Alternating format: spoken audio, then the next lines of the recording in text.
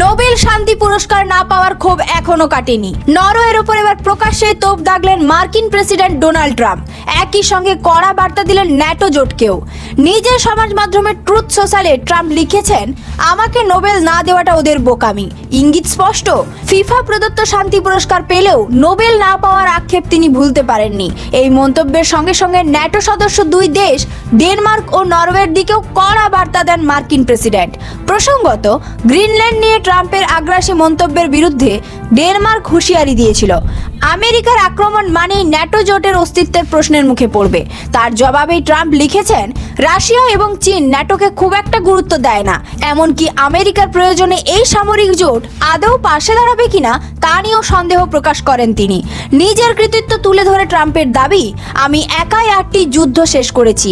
আর সেই দাবি করেই নরওয়েকে নিশানা করে বলেন, তারা তাকে নোবেল না দিয়ে ভুল সিদ্ধান্ত নিয়েছে।